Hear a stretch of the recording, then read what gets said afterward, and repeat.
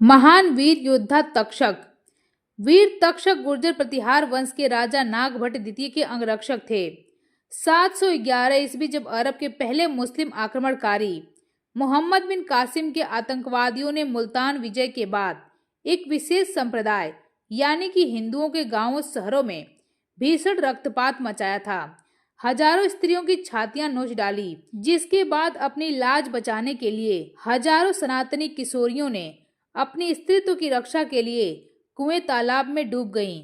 वहीं हिंदू युवाओं को या तो मार डाला गया या फिर गुलाम बना लिया गया। भारतीय हिंदू सैनिकों ने ऐसी बर्बरता पहली बार देखी थी, जिसमें धरती खून से लाल हो चुकी थी। महिलाओं का ऐसा चीर हुआ कि धरती कांप उठी थी। इन्हीं में से एक था तक्षक। 8 साल के तक्षक के पिता कासिम की सेना के साथ हुए युद्ध में वीर गति को प्राप्त हुए थे।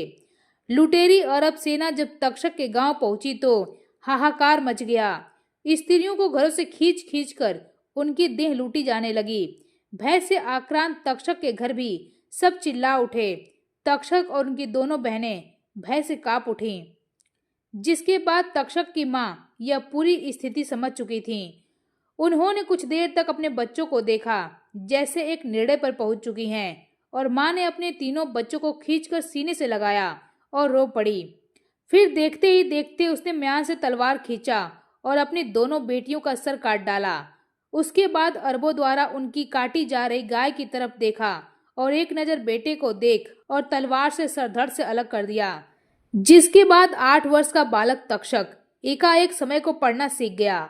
उसने भूमि पर पड़ी मृत मां के आंचल से अंतिम बार अपनी आंखें पोंछी और घर के पिछले द्वार से निकलकर खेतों से होकर जंगल में भाग गया। 25 वर्ष बीत गए। अब वह बालक 32 वर्ष का पुरुष होकर कन्नौज के प्रतापित शासक नागभट्ट द्वितीय का प्रमुख अंगरक्षक बन चुका था। वर्षों से किसी ने उसके चेहरे पर भावना का कोई चिन्ह नहीं देखा। वह ना तो कभी खुश होता था और ना ही कभी दुखी। उसकी आंखें सदैव प्रतिशोध की वजह से अंगारे की तरह लाल रहती थीं। उसके पराक्रम के किस्से पूरी सेना में सुने सुनाए जाते थे। अपनी तलवार के एक वार से हाथी को मार डालने वाला तक्षक सैनिकों के लिए आदर्श था। वहीं कन्नौज नरेश नागभट्ट अपने अतुल्य पराक्रम से अरबों के सफल प्रतिरोध के लिए विख्यात थे। सिंध पर शासन कर रहे अरब कई बार कन्नौज पर आक्रमण कर चुके थे, पर हर बार योद्धा राजपूत उन्हें खदेड़ देते। युद्ध के सनातन नियमों का पालन करते हुए नागभट्ट कभी भी उनका पीछा नहीं करते थे, जिसके कारण मुस्लिम शासक आदत से मजबूर बार बार आक्रमण करते, और ऐसा 15 वर्षों से लगातार हो रहा था। जिसके बाद इस बार फिर से सभा बैठी। अरब के खलीफा से सहयोग लेकर सिंध की विशाल सेना कन्नौज पर आक्रमण के लिए प्रस्थान कर चुकी थी और 2-3 दिन के अंदर यह सेना कन्नौज की सीमा पर होगी। इसी संबंध में रणनीति बनाने के लिए महाराज नागभट्ट ने यह सभा बैठाई थी। सारे सेना अध्यक्ष अपनी अपनी राय दे रहे थे। तभी अंगरक्षक तक्षक उठ खड़े हुए और बोला, महाराज, हमें इस बार दुश्मन को उसी की शैली में उसे उत्तर देना चाहिए।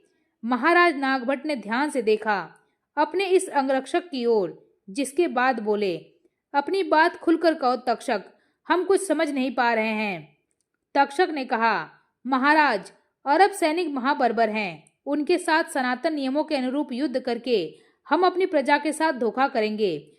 उनको उन्हीं की शैली में हराना होगा, तभी ये युद्ध रुक सकता है। जिसके बाद महाराज नागभट्ट के माथे पर लकीरें उभर आई। वो कुछ सोचते हुए बोले, किंतु हम धर्म और मर्यादा नहीं छोड़ सकते सैनिक। तक्षक ने कहा, मर्यादा का निर्वाह उसके साथ किया जाता है जो मर्यादा का अर्थ समझते हों। ये बर्बर राक्षस है महाराज, इनके लिए हत्या और बलात्कार ही धर्म है। नागभट्ट ने जवाब दिया, पर यह हमारा धर्म नहीं है। तक्षक ने कहा, राजा का केवल एक ही धर्म होता है महाराज, और वह है प्रजा की रक्षा।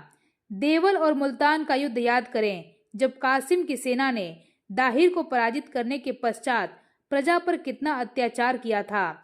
ईश्वर न करे यदि हम पराजित हुए तो बर्बर अत्याचारी अरब हमारी स्त्रियों, बच्चों और निरीह प्रजा के साथ कैसा व्यवहार करेंगे, यह आप भली भांति जानते हैं। उसके बारे में विचार करें। जिसके बाद महाराज नागभट्ट ने एक बार पूरी सभा की ओर देखा। सबका मौन तक्षक के तर्कों से सहमत दिख रहा था। महाराज अपने मुख्य सेनापतियों मंत्रियों और तक्षक के साथ गुप्त सभा कक्ष की ओर बढ़ गए।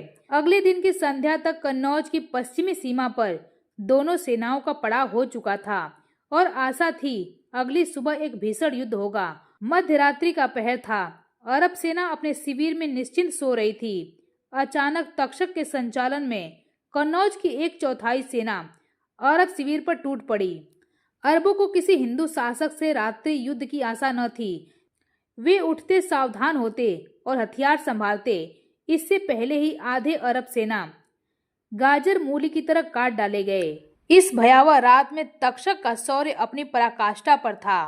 वह घोड़ा दौड़ाते जिधर निकल पड़ता, उधर की भूमि 100 से पट जाती थी। आज उसने अपना बदला ले लिया था उन बर्बर और असभ्य अरबों से। सुबह की प्रथम किरण से पहले अरबों की 2/3 सेना मारी जा चुकी थी।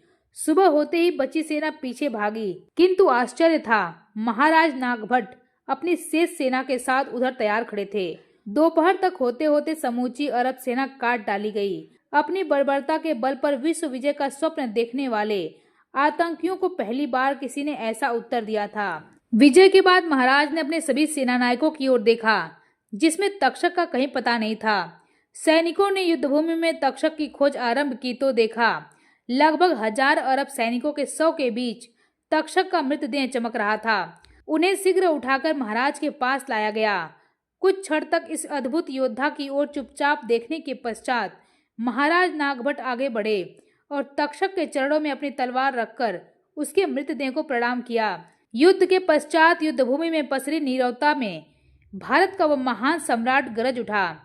इस युद्ध के बाद अगले 3 शताब्दियों तक अरबों ने भारत की तरफ आंख उठाकर देखने की हिम्मत नहीं की।